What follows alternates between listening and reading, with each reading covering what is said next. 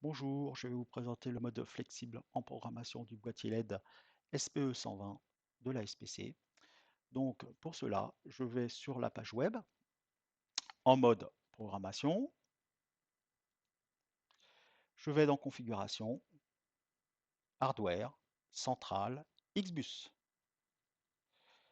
Là, je vais dans transpondeur. Je clique sur mon indicateur de LED à programmer.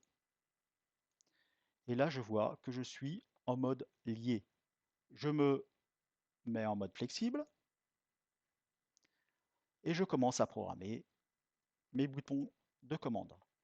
Pour cela, donc, nous voyons les 4 boutons en programmation. Je vais choisir déjà ma touche de fonction 1. Je la mets sur le secteur 1. Je vais chercher ma fonction bascule mise en misor. Je fais la même chose sur le bouton 2 avec le secteur numéro 2.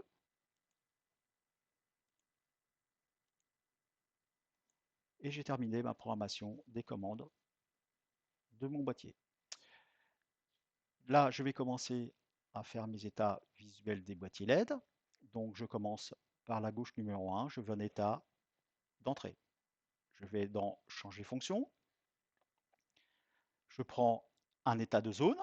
Je clique sur état de zone et je choisis ma première entrée. Je sauve. Je vais faire la même chose sur la deuxième entrée, la deuxième LED. Je choisis un état de zone. Entrée numéro 2. Je sauvegarde.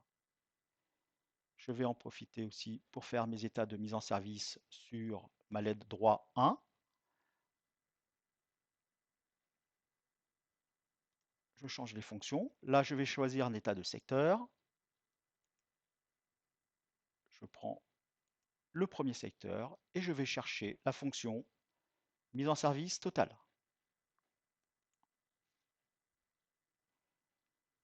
Je fais la même chose sur ma LED 3 pour le secteur 2.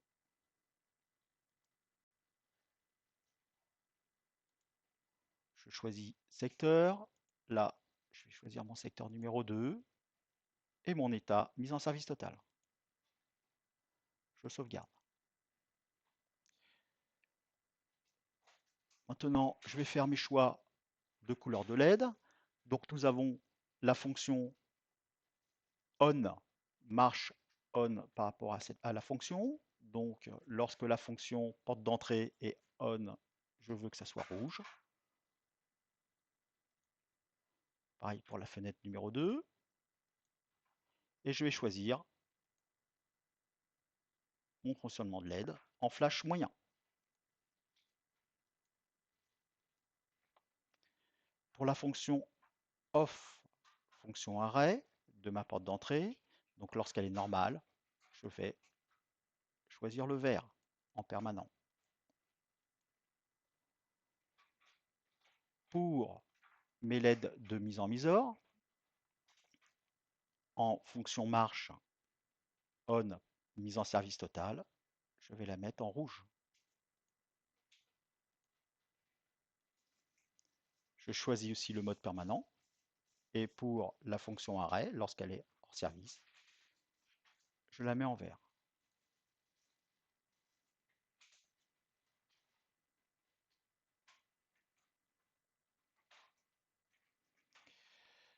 Ensuite, nous avons plusieurs programmations, notamment la LED permanente. Donc ça, je vais mettre en LED permanente pour avoir tout le temps les états fixes au niveau de mon boîtier à LED.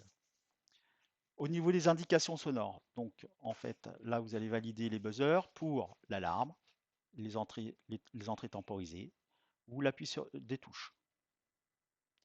Ici, nous avons la désactivation des commandes, donc des 4 boutons.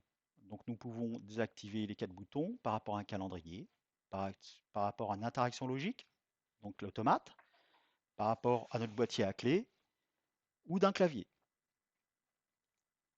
Pour programmer le blocage par clavier, il suffit de choisir un clavier. Ici. Je ne vais pas le faire pour ma démo.